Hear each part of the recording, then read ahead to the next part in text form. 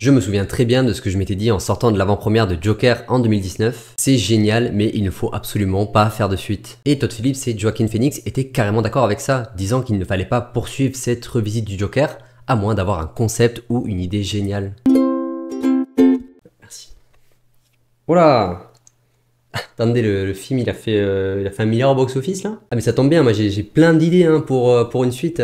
Allez Todd, Joaquin, 200 millions de dollars. Pas des idées qui vous viennent là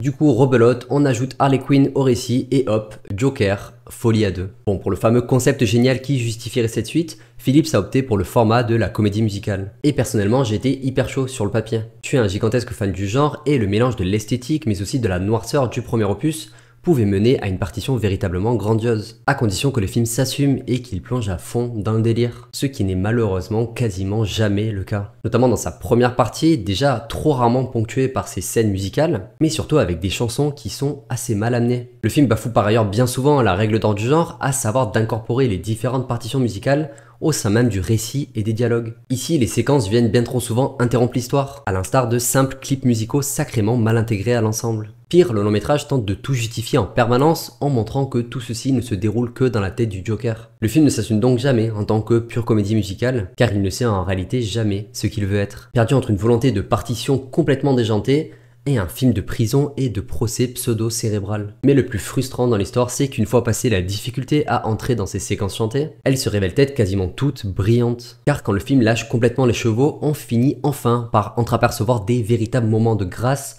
capables de nous emporter. L'ensemble est alors ponctué de chansons et de partitions assez géniales, portées par une Lady Gaga époustouflante et un Joaquin Phoenix efficace, quoique assez inégal. On a néanmoins cette séquence lunaire d'un Joker pendu à son téléphone et où Phoenix va s'amuser à revisiter Ne me quitte pas de Jacques Brel. C'est fragile, sensible et doux et je trouve que ça marche parfaitement.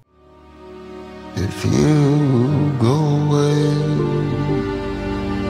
as I know you must, there'll be nothing left in the world to trust.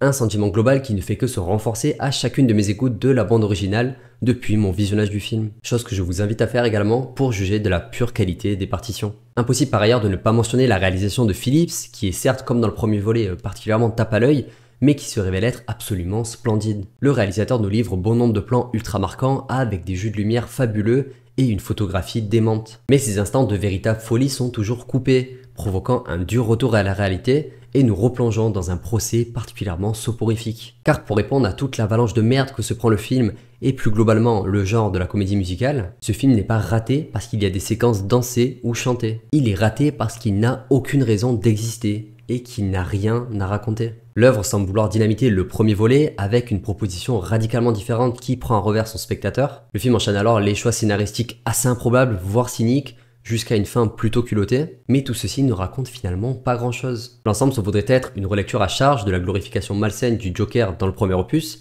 ce qui est passionnant sur papier, mais qui n'est jamais réellement traité. Une véritable volonté de subversivité qui décevra sans aucun doute les gens qui espéraient voir une redite du premier volet, mais tout cela est trop timide et j'aurais aimé voir un propos bien plus assumé et radical. Le long métrage étant par ailleurs plombé par ses références constantes à son prédécesseur, au point de presque transformer le personnage du Joker en caricature. À croire que Phillips ne sait pas livrer un bon scénario, à moins de faire une recitation totale de la valse des pantins de Martin Scorsese. Des protagonistes reviennent dans le récit sans aucune raison, et on finit par se demander qui est réellement intéressé par ce procès. La séquence d'ouverture en animation symbolise finalement bien le film dans son entièreté. C'est beau, c'est osé et ça change, mais ça ne raconte pas grand chose. Donc pour répondre à toutes les critiques que subit le film, le long métrage est bien plus un mauvais film de prison et de procès qu'une mauvaise comédie musicale. Le grand public va inévitablement faire l'amalgame, mais non, ce n'est pas l'aspect musical à proprement parler qui est raté, mais plutôt le film dans son ensemble et la manière dont il l'amène. Par ailleurs, l'œuvre ne mérite pas selon moi le bashing excessif auquel elle fait face, d'autant plus quand on la compare aux standards des productions super-héroïques de cette dernière décennie, voire de ces dernières semaines. Un bashing qui punit par ailleurs cette volonté de proposer quelque chose de différent et qui envoie donc un message particulièrement regrettable aux divers studios. Bref, vous l'aurez compris, je suis particulièrement frustré par ce Joker folie à deux. Un film malade et une œuvre schizophrène, d'un côté portée par une réalisation splendide